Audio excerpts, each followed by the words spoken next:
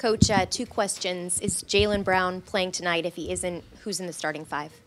I would say he's on the phone right now with our team doc and with our trainers, and they're all talking about it. He really wants to play. I'd say very doubtful. If he doesn't play, then we'll start Marcus Smart. Hi, Brad. What kind of a routine is he going through to see if he's ready? He went through stuff this morning, although they cut him short from going through the whole workout. He feels a lot better. He's anxious to play, so I think that's part of the discussion. But I think obviously, if there's any more tests or discussion of the possibility, then he'll go out and do whatever he needs to do on the court for them to feel comfortable. Brad, you said Marcus Smart. Who's the starting five? Who are you starting in the front court? Baines and Horford, Smart, Tatum, and Rozier. The decision to go back to Baines, is it just matchup based?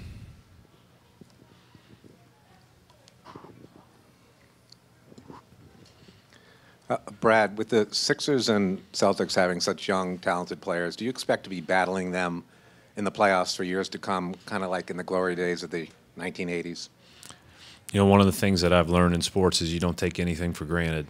And so, you hope that with, our roster and with their roster that, our paths will cross again, but nothing's guaranteed in the future. And you got to take advantage of every opportunity that you have. And so I'm not thinking about what this is going to look like 10 years from now. We're just thinking about how to play tonight. And I know that that's coach speak, but I really believe that. I mean, can't predict what's going to happen. I think that there's a lot of young talent in the league. We just got done playing a team with incredible young talent. When you talk about, Giannis and Middleton and those guys, and now, man, you look at this team, and they're loaded. And one other thing, Brett Brown, can you talk about how you feel about the way, he had to go through the process of losing for so many years, and now he's finally I love Brett. I think Brett is tremendous. He has an unbelievable energy. He has unbelievable positivity. I don't know very many people that could have maintained not only the outlook that he maintained, but also just the way he approached his every day and in every interaction that I ever had with him, and as I watch his teams and how hard they play. So he's a heck of a basketball coach, and it's exciting for him. It's exciting for them that they're where they are, and he's got a heck of a team. But I can't say enough good things about Brett. Brad, over here on your right.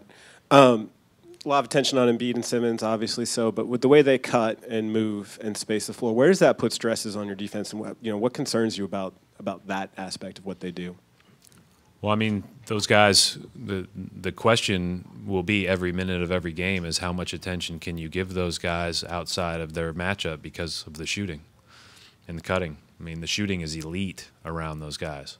And when they go with that lineup with Simmons, Saric, Redick or Covington, Bellinelli, and Ilyasova, where they really were rolling there for a while, that is a tough lineup to stop because there's nothing but great shooters out there with a tremendous guy to spray the ball to everybody. So obviously Embiid, what he does is he gives them the chance to always get a great look because they've got a dominant post player with all those other guys, and he benefits from having those other guys around him. I mean, there's no question about it. I was just saying on my radio interview with Sean, they can beat you in every way, right? They're fast in transition. They can post the ball in the half court. They can post with multiple people, or they can run action that is bang, bang, bang that keep you on your heels. And it's a good team. It's expertly coached, so we'll have our hands full. Hey, Brad, you just touched on this a bit, but obviously the first 4 times you guys played Philly in the regular season, they didn't have Ilyasova or Bellinelli. So especially considering with where your depth is right now, considering the injuries you guys have suffered, how much more difficult do those 2 guys have to make your job tougher stopping their offense? Yeah, they're really good players. Thankfully, they can only play 5 at a time, and so can we. But, you know, they're great additions to that team, great pickups. Brad, everybody knows, I think, about Embiid's defensive presence at the rim, but besides Embiid, what makes them such one of the top 5 ranked defensive teams in the league? They switch a ton. They're very aggressive. They turn people over. They've turned us over 4% more than we did in the regular season generally, and they've been pretty consistent in that the last couple of years even. They are very active. They play with multiple efforts, very tough.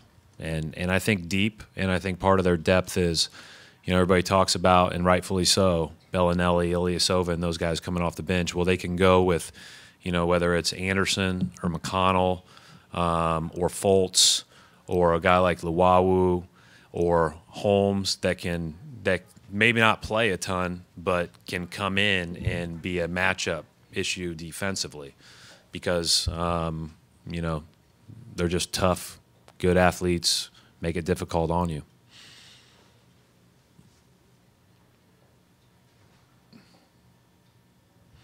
Thanks. Oh, go ahead. Late edition. When you look at the way that you guys game plan for Ben to start the season to how he's developed as a player now, you don't have to give away your secrets, but how have you seen him evolve from the beginning of the year to now?